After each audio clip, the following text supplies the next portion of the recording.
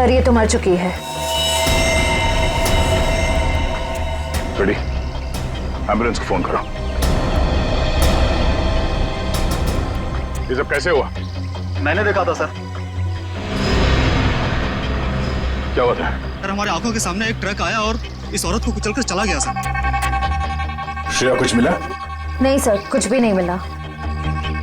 जब ये हादसा हुआ तब आप कहाँ थे? सर हम लोग उस चाय की दुकान पर चाय पीने आए थे, तभी मैंने देखा सर कि ये औरत वहां से भागती हुई आ रही थी सर।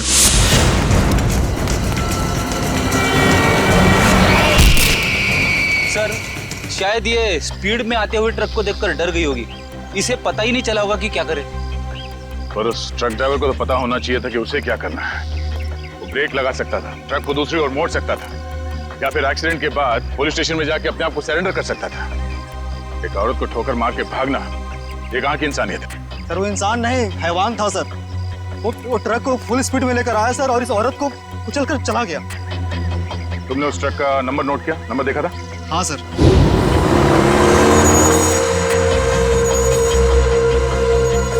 इस औरत के हाथ में कोई पर्स या बैग वगैरह था? नहीं सर। लेकिन सर इस औरत के हाथ में एक बच्चा था। क्या? इस औरत के हाथ में बच्चा था? हाँ सर, इस औरत के हाथ में एक बच्चा था और ये बच्चों को लेकर भाग रही थी। लेकिन सर जब एक्सीडेंट हुआ तो इसके हाथ में कोई बच्चा नहीं था। सर बच्चा था इसके हाथ में और एक मिनट, आप ठीक से याद करके बताओ, आपने क्या देखा था? सर मैं अपनी दुकान में था और इस औरत को देखा तो इसके हाथ में एक बच्चा था और ये बच्चे को लेकर भाग रही थी साहब। जिन्होंने इस औरत को बच्चे के साथ भागते हुए देखा, और इन साहब का कहना है कि इस औरत के हाथ में बच्चा था ही नहीं। पर अगर इस औरत के हाथ में वाकई में बच्चा था तो बच्चा कहाँ गया? कहीं ऐसा तो नहीं कि इस औरत ने बच्चे को कहीं छोड़ दिया? हो सकता है फ्रेडी, उस बच्चे को ढूंढना होगा।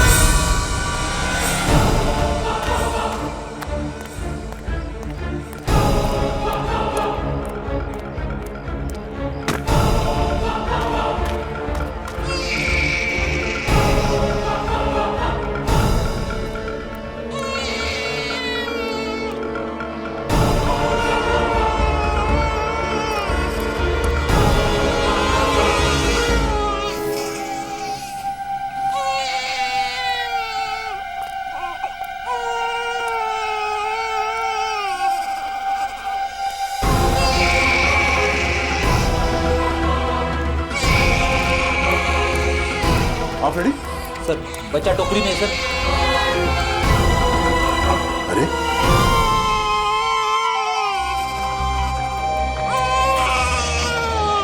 उस औरत ने बच्चे को यहाँ पे टोकरी में छोड़ दिया। लेकिन सर कोई अपने बच्चे को इस तरह टोकरी में छोड़ के क्यों जाएगा?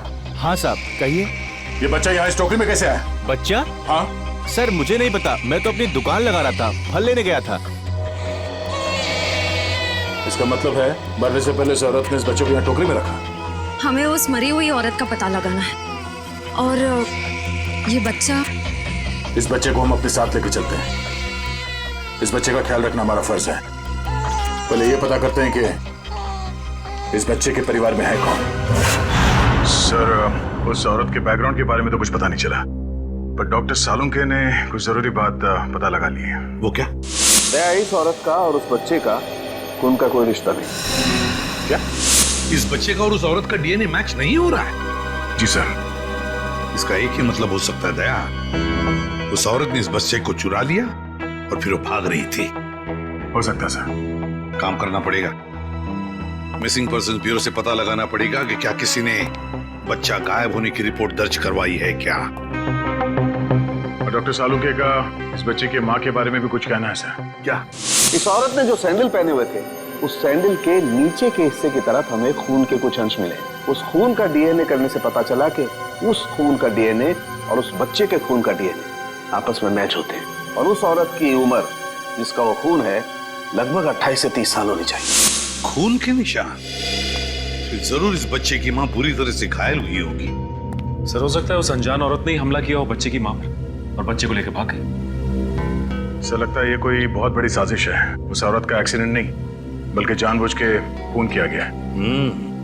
सर हमने आरटीओ में भी पता किया, ट्रक का नंबर उनके रिकॉर्ड्स में भी नहीं है।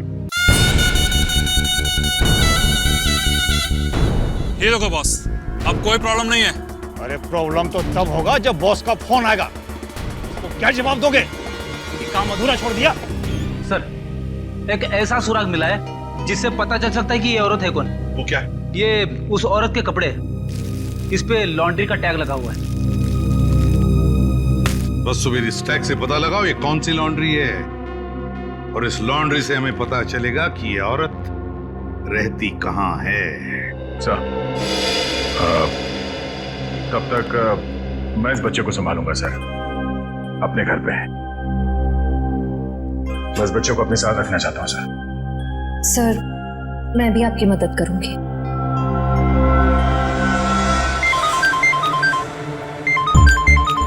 उसी का फोन है। सलाम बॉस। मुझे वो बच्चा किसी भी हालत में जिंदा चाहिए, किसी भी हालत में, समझ गए तुम?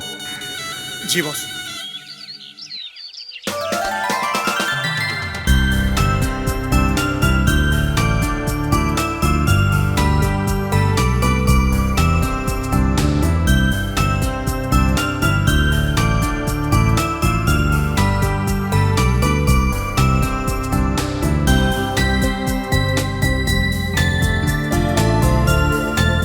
सर, आप शांत हो जाइए, मैं इसे संभालती हूँ।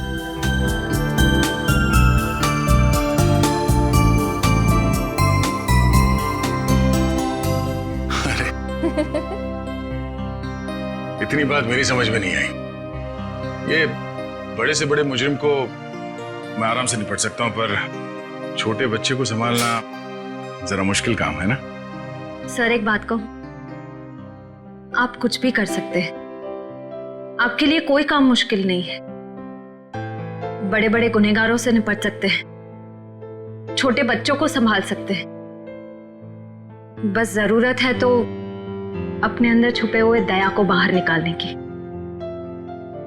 जिसका दिल मोम जैसा है, जो सबकी कदर करते हैं, जो प्यार करना भी जानते हैं।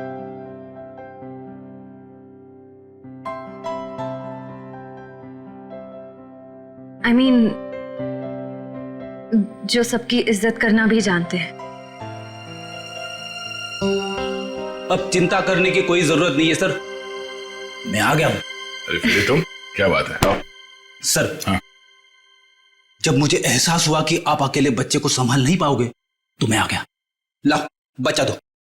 इट्स ओके सर, मैं बच्चे को नहीं संभाल पाओगी, मुझे दे दो। लेकिन फ्रेडी, बच्चे को नींद नहीं आएगी, उसे सुलाने का तरीका मेरे पास है। बच्चा दे दो।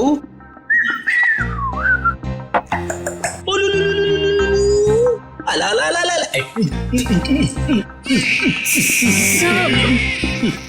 फ्रेडी क्या कर रहे हो? जिद छोड़ो और बच्चे को वापस दे दो श्रेया को। सर प्लीज, मैं संभाल लूंगी। कोई प्रॉब्लम नहीं है सर, बच्चे को चुप कराने का फॉर्मूला मेरे पास है। श्रेया, टीवी का रिमोट देना। अब देखना सर, ये कार्टून चैनल देख के बच्चा कैसा खुश होता है। कौन से नंबर पे?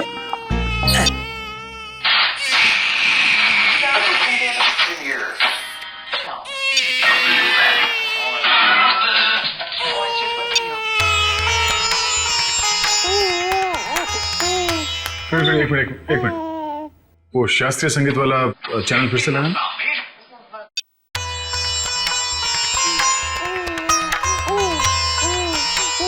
सुरों की काफी समझ है इसे।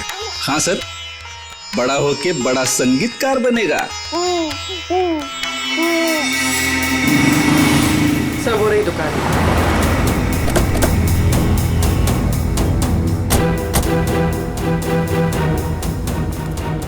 ये लो, कस्टमर के कपड़े हैं, पैक कर दो। हाँ सर, कहिए, कपड़े देने आए हैं या लेने आए हैं? अगर देने आए हैं तो 5 दिन के बाद ही मिलेंगे, और अगर लेने आए हैं तो मैं उम्मीद करता हूं कि 5 दिन के बाद ही आए होंगे। सर, मैं बहुत ही ईमानदार व्यापारी हूं, और मैंने आज तक अपने किसी भी कस्टमर को कोई भी धोखा नहीं दिया है। हाँ, ये कपड़े आपकी लॉन्ड्री में धुले हैं ना? जी हाँ मैडम, ये हमारी लॉन्ड्री के ही हैं।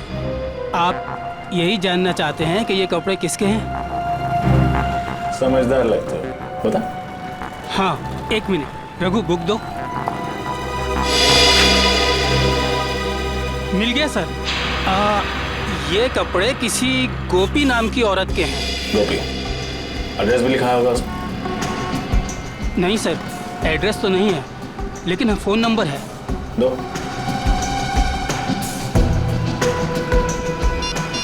साहब, मुझे तो पहले से शक था जब वो लड़की यहाँ कपड़े डालने आई थी। ऐसा क्या किया था उसने?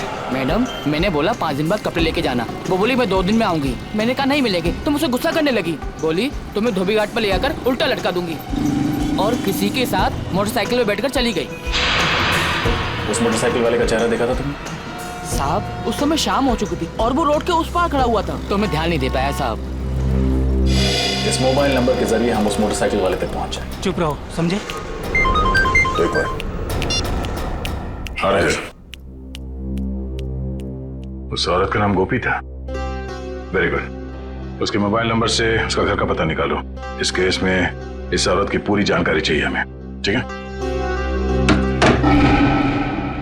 रजत, मैं तुम्हें बाद में फोन करता हूं।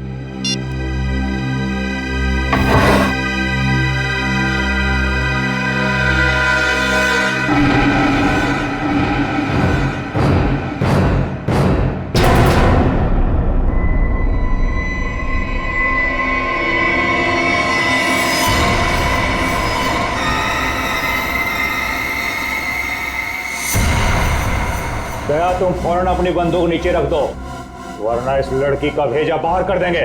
दया, तुमसे हमारी कोई दुश्मनी नहीं है, बस ये बच्चा हमारे हवाले कर दो और अपनी जान बचा लो। अपनी जान की परवाह करने वाले कायरों को हम सीआईडी में भर्ती नहीं किया करते। अगर इस बच्चे को किसी ने छुआ भी ना, तो तुम सबकी अर्थी यहीं से उठेगी। अर्थी तो इस छोकरी की उठेगी। दया, बस तुम कंधा देने के लिए तैयार रहो। बंदूक नीचे रखो, नीचे रखो बंदूक। सर, आप मेरी परवाह मत कीजिए, आप गोली चलाइए। चुप! दया, गन नीचे रख, नीचे रख गन दया, वरना इस छोकरी की खोपड़ी उड़ा दूंगा मैं। एक मिनट।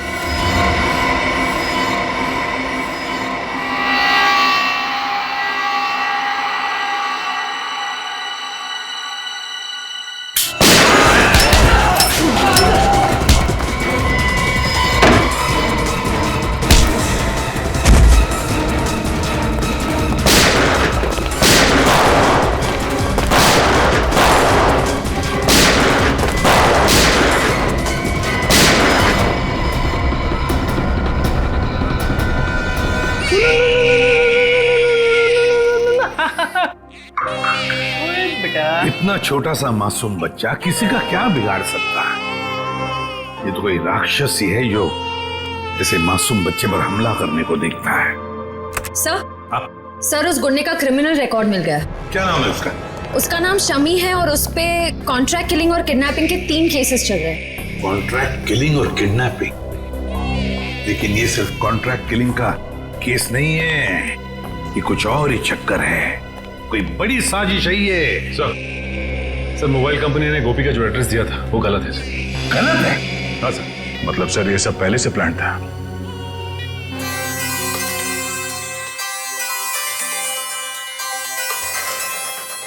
अरे, वाइफ का फोन।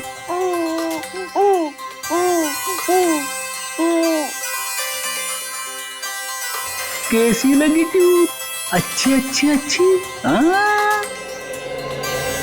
सर, कल रात दया सर के घर पे टीवी पर जब शास्त्रीय संगीत आ रहा था, तब बच्चा अचानक से शांत हो गया और मुस्कुराने लगा। अच्छा, वैसे आमतौर पे इस तरह की धुन सुनकर बच्चे उछलने लगते हैं। हाँ, लेकिन अभी भी फ्रेडी सर की रिंगटोन सुनकर बच्चा कैसे खुश हो गया? सर, हो सकता है कि जब से इस बच्चे का जन्म हुआ हो तब से ये शास्त्रीय संगीत सुनता आ रहा। हो सकता है इसके माता पिता में से कोई संगीतकार या गायक हो। कविनगर जाके पता लगाना पड़ेगा कि वहां पर कोई शास्त्रीय संगीत विद्यालय है क्या। ता थई तत थई ता थई तत थई ता थई तत थई तत थई ता थई तत थई ता थई तत। एक मिनट,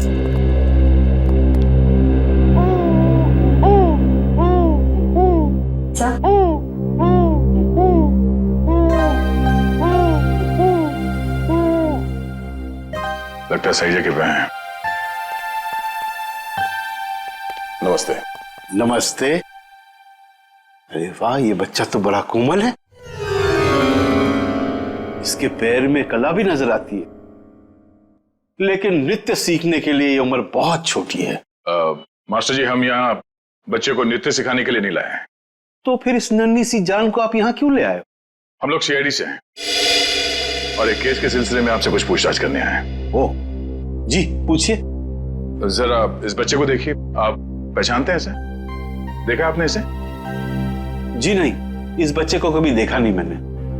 आपने इस औरत को देखा है? अरे ये तो हमारे बगल वाली डे केयर सेंटर में काम करती है। Baby day care centre?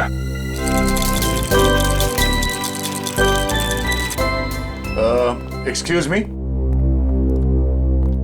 आप इस औरत को पहचानती हैं? ये तो गोपी है, हमारे यहाँ आया का काम करती है। लेकिन हुआ क्या है इसे? कल एक ट्रक एक्सीडेंट में उसकी मौत हो गई है। आप इस बच्चे के बारे में क्या बता सकती हैं? इसका नाम बॉबी है और इसकी माँ का नाम जूही है। ये LSD सोसाइटी में रहती है। LSD society?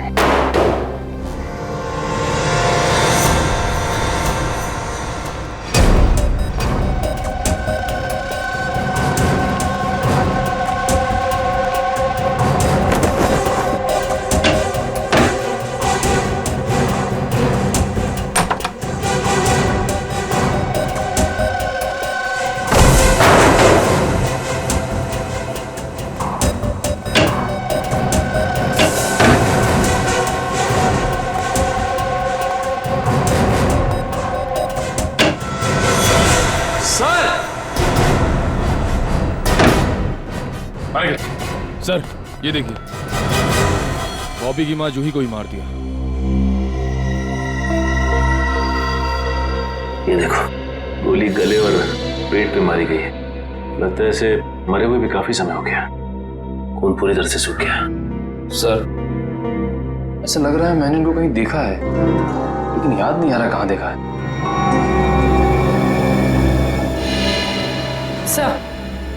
सर वो देखिए।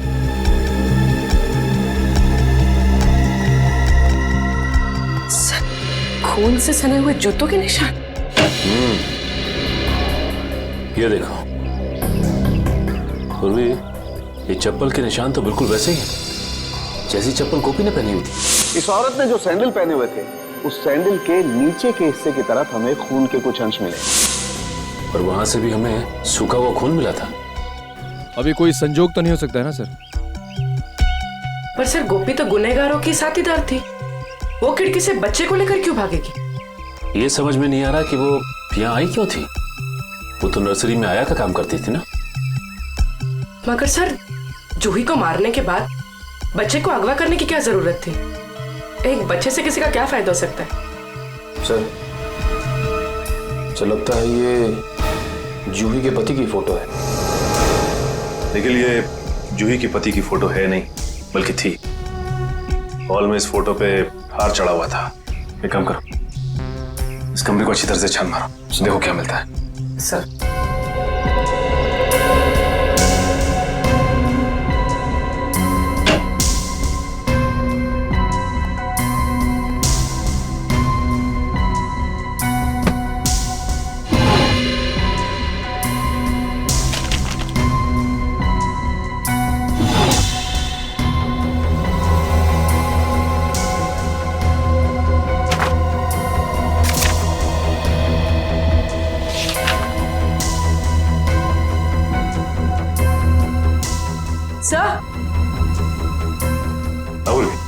सही देखिए। तो जूही एक एक्ट्रेस थी, इसीलिए उसने अपना पोर्टफोलियोज बनाया था। याद आया सर, मैंने इनको एक पंजाबी फिल्म में देखा था, उसमें हीरोइन थी। अच्छा? हाँ सर। इस घर का लिव एंड लीज एग्रीमेंट मिला है सर। सर, ये वोटर आईडी है सर। इसमें इनका नाम जूही नहीं, बल्कि असली नाम शीतल है सर। और ये जीवन शांति आश्रम का रिसीप्ट भी है सर। ओह, तो ये बात है। ये जूही उर्फ शीतल 5 सालों तक एक आश्रम में रह रही थी और 1 साल पहले ही आश्रम से बाहर आई है। मगर सर, एक फिल्म की हीरोइन 5 साल तक आश्रम में क्यों रहेगी? ये देखो, शीतल के पिता रविकांत का नाम लिखा हुआ है इस कार्ड पे। सर ये रहा डॉक्टर रविकांत का घर। बहुत बड़े साइंटिस्ट हैं।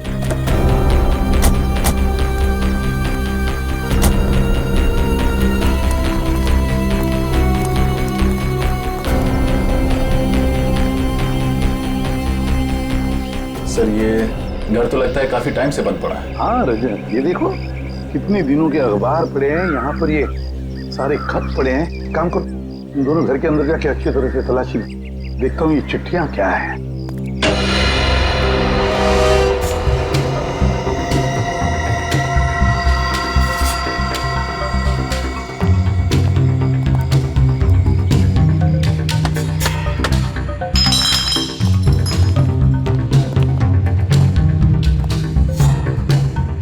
उससे पहले ही यहाँ कोई आ चुका है, शायद कुछ ढूंढने। देखो कुछ हाथ लगता है क्या? सर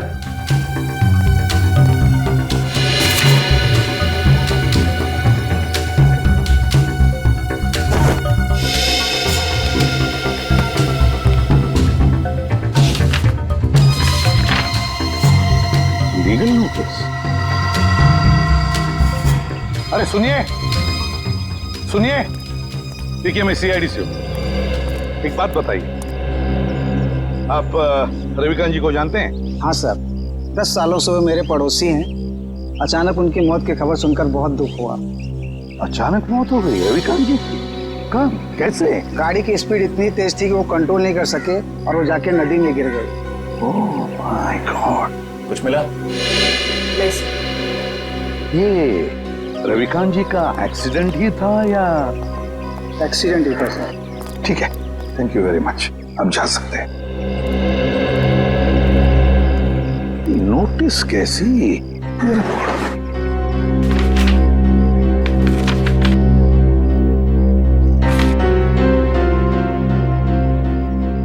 माय गॉड, तो रविकांत जी के घर की नीलामी की नोटिस है। सर इतनी जल्दी ही नोटिस? पिछले महीने तो रविकांत जी की मौत हुई थी। तो पूर्वी पिछले महीने रविकांत जी की मौत होगी, उसके बाद में उनकी बेटी शीतल की मौत। ये कोई कोइंसिडेंस नहीं हो सकता, कोई इत्तेफाक नहीं है, ये कुछ और ही चक्कर है। कुछ ना कुछ तो गड़बड़ जरूर है। और फिर अब शीतल के बच्चे की भी जान को खतरा है। इस रविकांत जी के एडवोकेट से मिलना पड़ेगा, वकील से मिलना पड़ेगा, पता लगाना पड़ेगा इस घर के नीलामी का राज क्या है। ओ, रविकांत जी की प्रॉपर्टी की नीलामी की नोटिस? ये तो मैंने बनवाई है, लेकिन आपको कहां से मिली? उनके घर से। एक और बात, उनकी बेटी शीतल का किसी ने खून कर दिया। शीतल का खून? लेकिन ये किसने किया? उन्हीं का पता लगाने ही तो हम आपके पास आए हैं। मैं कुछ समझा नहीं। रविकांत जी और शीतल के बाद इस मकान पर हक किसका बनता है? शीतल जी के बेटे बॉबी का। सिर्फ मकान पर ही नहीं, कसारा में जो 50 एकड़ जमीन है वो भी बॉबी के नाम हो जाएगी। अच्छा, और ये नीलामी का आइडिया किसका था? रविकांत जी के छोटे भाई राकेश का।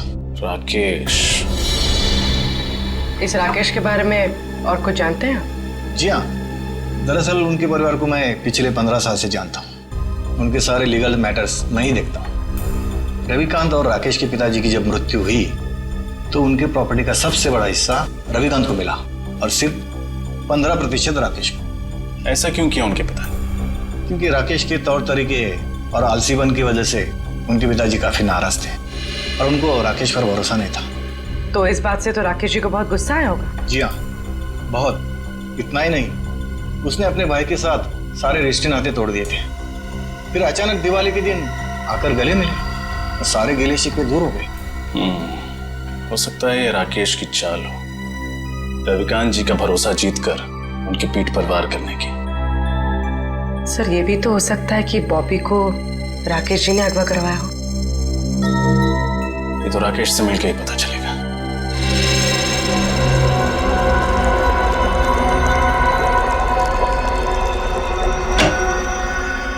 Excuse me. जी कहिए। हम लोग सीआईडी से हैं। डॉक्टर रविकांत के बारे में तो आप लोग जानते ही होंगे। जी डॉक्टर रविकांत मेरे गुरु जैसे थे। आप? जी मेरा नाम फनीश है। इस लैब में जो भी रिसर्चेज होती हैं उन्हें मैं फाइनेंस करता हूँ।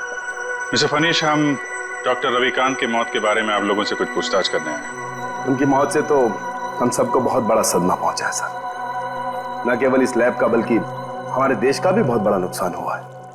लेकिन वो कहते हैं ना कि नसीब के आगे किसी का बस नहीं चलता। ऐसा लगता है कि उनकी मौत से किसी और का नसीब जरूर जग गया है। मैं कुछ समझा नहीं। हमें शक है कि उनकी कार का एक्सीडेंट हुआ नहीं है बल्कि करवाया गया है। यानी किसी ने उनका मर्डर किया?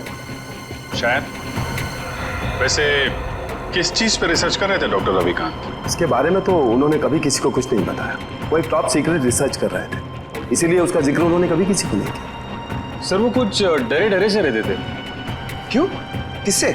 इसके बारे में उन्होंने किसी को बताया नहीं, लेकिन वो अपने जो रिसर्च के पेपर्स है ना वो अपने केबिन के लॉकर में रखते थे और तकरीबन हर रोज वो लॉकर का पासवर्ड चेंज करते थे। पता नहीं क्यों। लगता है ये रिसर्च की वजह से ही उनका फोन किया गया है। उनका केबिन दिखाइए जरा।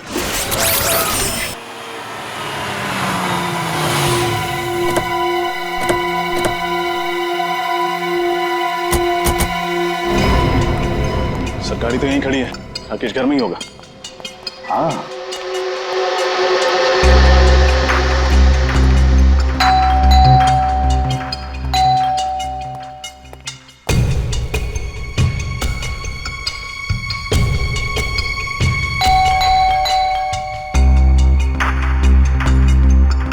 तो लगता है घर में कोई नहीं है, कोई दरवाजा नहीं खोल रहा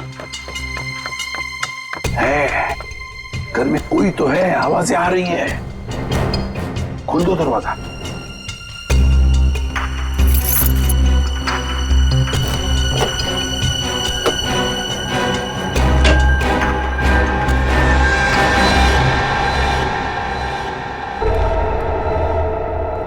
संभल के। 3 खून किए उसने।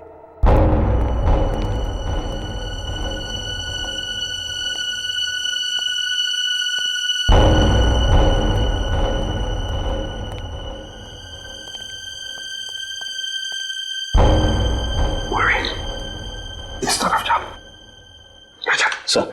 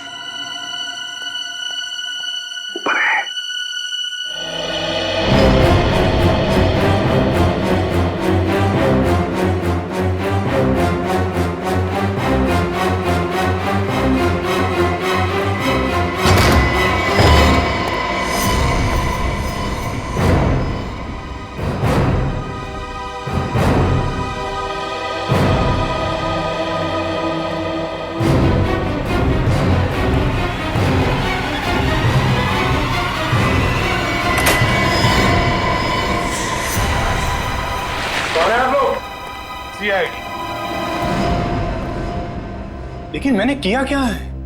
क्या है? हैं? क्या है?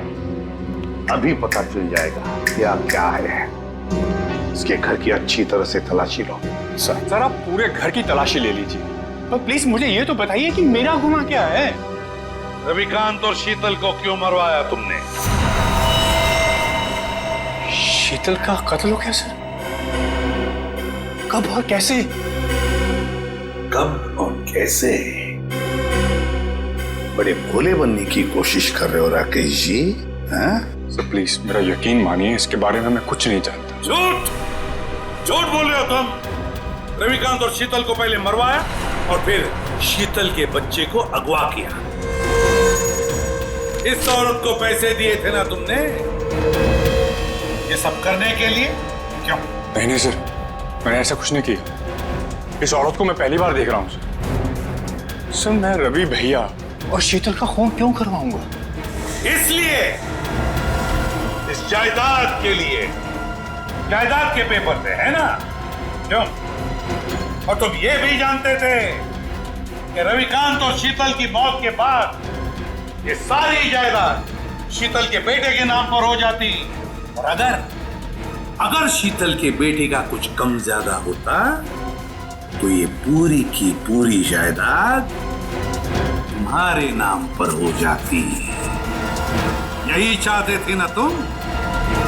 जी सर, लेकिन क्या? लेकिन क्या? लेकिन सर, मैंने किसी का खून नहीं किया, और ना ही सर मैंने बॉबी को किडनैप करवाया। प्लीज मेरा यकीन मानिए। तुम्हारा यकीन करूं? क्यों? क्यों यकीन करो तुम्हारा मैं? हैं? कोई सबूत है तुम्हारे पास? तुम्हारा यकीन करूं? क्यों? क्यों यकीन करो तुम्हारा मैं? हैं? कोई सबूत है तुम्हारे पास? हाँ सर, एक मिनट।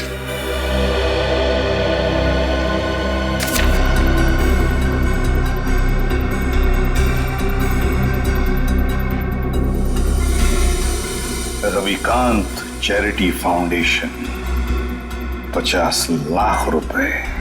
जी सर, जायदाद में जितना भी मेरा हिस्सा था उस सबको बेचकर सारे रुपए में रवि भैया की चैरिटी में डालने वाला था। सर, भगवान का दिया हुआ मेरे पास सब कुछ है। पैसों के लिए मैं अपने भैया का खून क्यों कर रहा हूं? सर,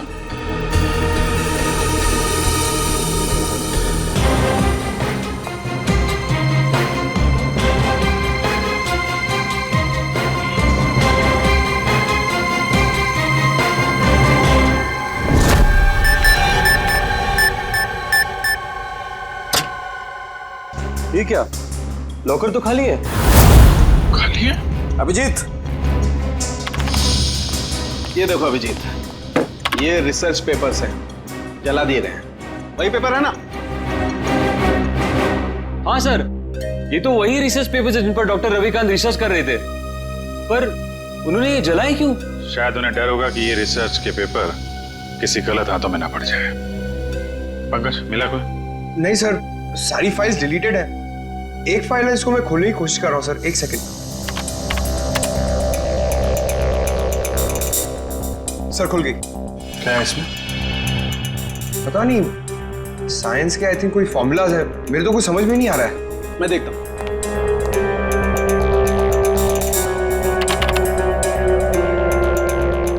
ओह, नहीं अभिजीत, ये कोई साइंस का फार्मूला नहीं है, ये एक वायरस की टेस्टिंग रिपोर्ट है। क्या मतलब सर? मतलब ये है कि जैसे जहर का काट जहर होता है, वैसे ही किसी भी बीमारी का इलाज उसके वायरस के द्वारा ही किया जाता है। और इस वायरस का टेस्ट किसी इंसान पर कर रहे थे डॉक्टर रविकांत। और कौन सा वायरस है ये? ये पेलकोप नाम का वायरस है। बहुत रेयर किस्म का वायरस है, ज्यादा सुना नहीं है इसके बारे में। मगर सर, ये वायरस टेस्ट किस पर कर रहे थे? माय गॉड, माय गॉड, मैं समझ गया अभिजीत। अरे, है कौन वो? अभी नहीं, 1 घंटे के बाद मैं तुम्हें ब्यूरो में मिलता हूँ, कंफर्म कर लूं फिर बताता हूँ। सचिन, पता चला डॉक्टर रविकांत लैब में क्या बना रहा था? नहीं सर, अब तक तो कुछ नहीं पता चला। सालुंके साहब कह के गए हैं कि 1 घंटे में वापस आता हूँ। फिर बस पता चल गया, मैंने गुत्थी सुलझा ली। यार तू फिर बता ना सालुंके। बॉस, उस रिसर्च लैब में हमने जिस पेशेंट की रिपोर्ट देखी थी उसमें पोलकोप नाम का वायरस था। ये कौन सा वायरस है? वही तो पता लगाना है, लेकिन एक टेंशन है बॉस। किस बात की टेंशन? बॉस, मैंने जब पता लगाया तो पता लगा कि पोलकोप नाम का वायरस तो है ही नहीं।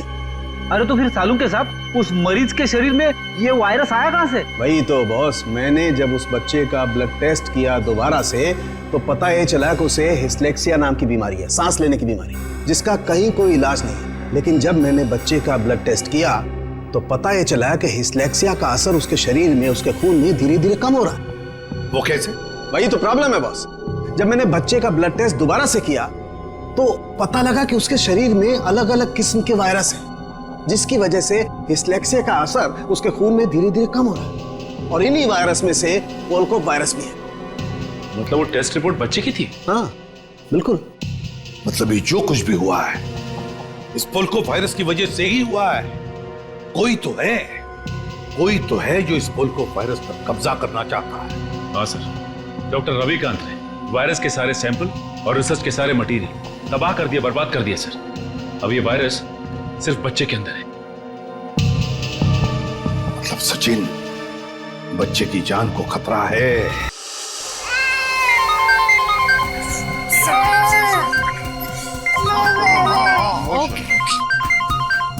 एसीपी साहब का फोन। Hello sir. क्या बच्चे के शरीर में वायरस इंजेक्ट किया गया? सर लगता है इसीलिए उसका टेम्परेचर उतर नहीं रहा, उसे बुखार है सर। हाँ सर, हम लोग वहीं जा रहे थे। ठीक है सर, ओके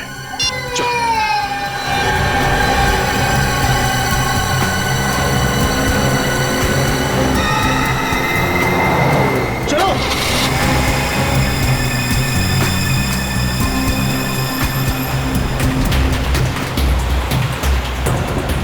बॉबी का बुखार तो बढ़ता ही जा रहा है।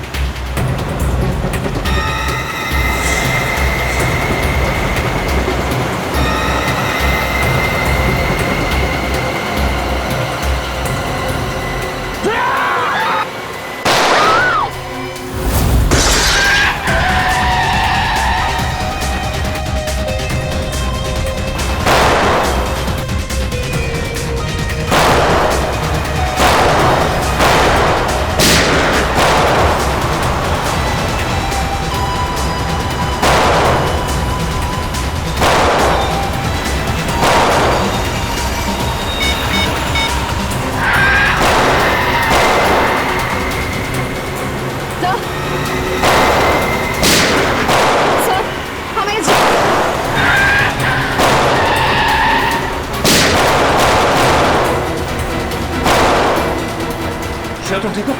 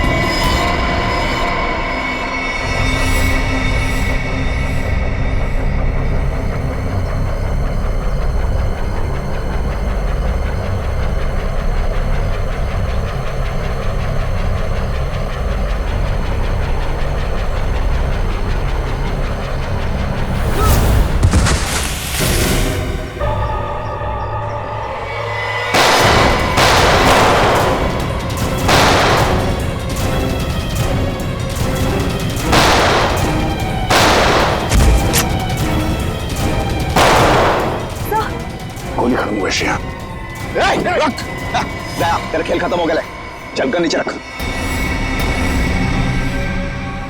लड़की को दे, मेरे को दे, बच्चा मेरे को दे।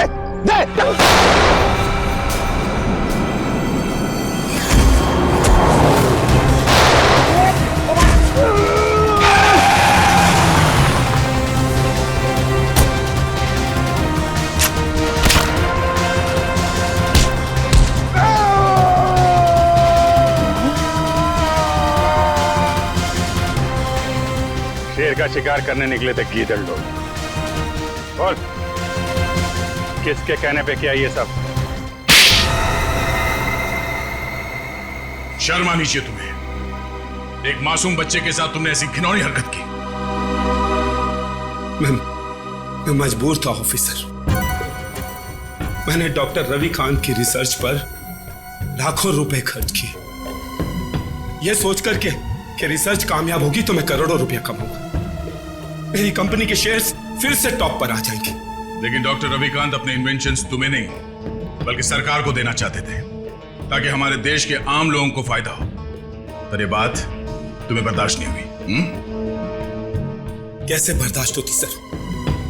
लाखों रुपए का जुआ मैंने खेला, सारा रिस्क मैंने अकेले ने उठाया, और डॉक्टर रविकांत वो फार्मूला गवर्नमेंट को देना चाहते थे, जो मुझे उसके लिए फूटी कौड़ी नहीं देते सर। और ये बात उन्हें समझाने की मैंने बहुत कोशिश की, पर उन्होंने मेरी एक नहीं सुनी सर। बॉबी को अगवा करने का प्लान तुम्हारा ही था ना? हाँ सर, और जब मुझे पता चला कि डॉक्टर रविकांत ने वो वायरस बॉबी की बॉडी में इंजेक्ट कर दिया है, तो मैंने गोपी को आया बनाकर वहां भेजा और बॉबी को अगवा करने का प्लान बनाया। लेकिन जब गोपी को तुम्हारे घिनौने इरादों के बारे में पता चला, तो उसके अंदर की ममता जाग गई और वो बॉबी को लेकर भाग गई। और उसी की बेवकूफी की वजह से मेरा सारा प्लान चौपट हो गया। अपनी मौत की वो खुद जिम्मेदार है। तुम जैसे हैवानियत के पुतले इंसानियत के बारे में कभी समझ नहीं पाओगे। तुम्हें तो ऐसी सजा होनी चाहिए जिसे देखकर हैवानों की रूह कांप उठे।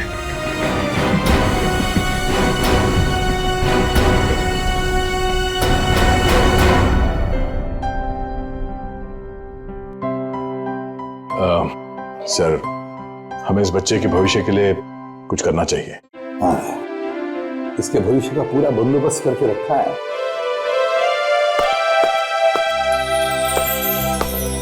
सर जी, सर जी, आज के बाद बॉबी को मैं संभालूंगा। अपने भाई के बेटे की तरह नहीं, बल्कि अपने बेटे की तरह से बड़ा कर। ये तो बहुत खुशी की बात है, लेकिन जिंदगी में कभी इस बच्चे को किसी मदद की जरूरत पड़े तो हमें जरूर याद करना। बहुत खुशी होगी हमें। Thank you.